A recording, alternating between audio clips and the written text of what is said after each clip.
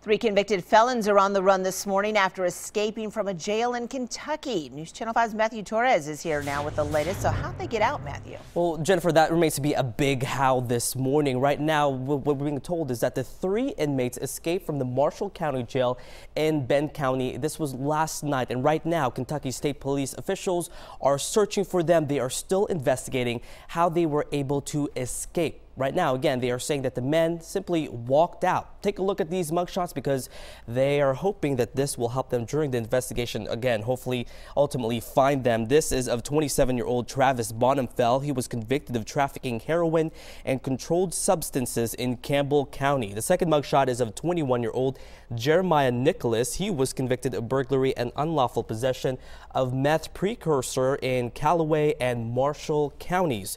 And finally, 23-year-old Gage Job was convicted of receiving stolen property and wanton endangerment in Marshall County. Troopers are working with local law enforcement to search for these men. If you know where they are, you could call 911 or contact Kentucky State Police at 1-800-222-5555. And any other updates, we'll make sure to have them on air and online at newschannel5.com. Jennifer. All right, Matthew, thank you. 2 teenagers are on the run after escaping from police custody, and police tell us the 2 17-year-olds should be considered dangerous. William Malone III and Lavarius McLean got away from the juvenile detention center in Williamson County Thursday night, according to Franklin police. We're told they assaulted 2 guards and locked them in a cell before the teens left the Century Court facility. Both teens do have connections in Franklin and Spring Hill. Be sure to call 911 if you see them. A sex offender has been added to the TBI's top 10 most wanted list. Take a look. Bobby Blaylock is wanted in Cheatham County now on rape charges. He's also wanted for violating conditions of the sex offender registry.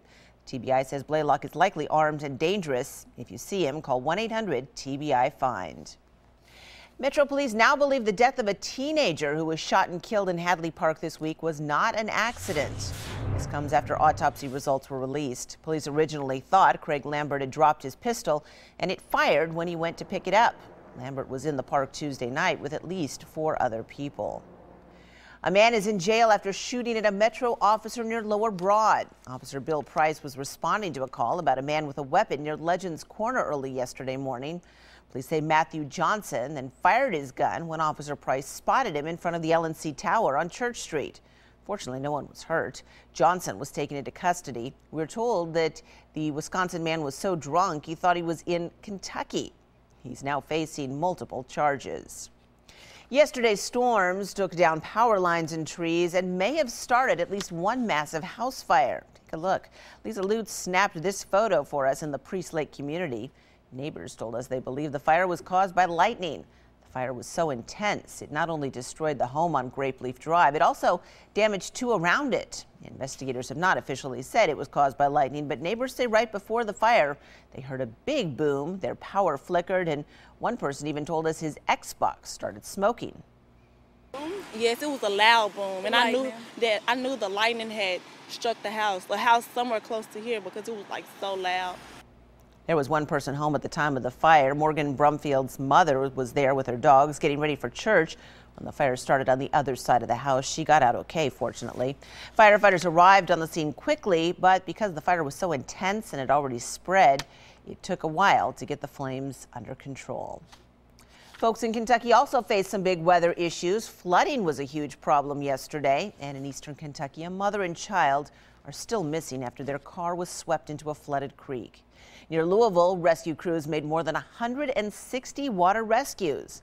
And take a look at this massive sinkhole. Heavy flooding caused part of the road to collapse, leaving this huge hole in the pavement and a guardrail suspended above the rushing waters below. Authorities in Cumberland County are looking for a vandal who caused more than $100,000 worth of damage at the Rocky Ridge Stone Company. Someone punched or drilled holes into the radiators of nearly 24 trucks, as well as in fuel storage tanks. If you recognize that truck there or this man right here, call the Cumberland County Sheriff's Office at 931-484-6176. Today, the Fairgrounds Speedway here in Nashville kicks off its 58th season. Races start at 5 p.m. and before that, they will have a kids' Easter egg hunt. The gates open at 10. The first practice begins at noon and qualifying runs start at 3. Grandstand also opens at 3. Admission is $10 for adults, $8 for seniors and military personnel, and $5 for kids between the ages of 6 and 12. Now, this year, organizers are allowing coolers as well as food and drink, but no outside alcohol or glass. The Nashville Rescue Mission held its annual Easter banquet yesterday, and many volunteers turned out to help serve plates of green beans, mashed potatoes, and ham. The Rescue Mission says it's not too late to contribute. You can still donate $2.26 to help feed someone in need. If you'd like more information on just how to do that, just go to newschannel5.com.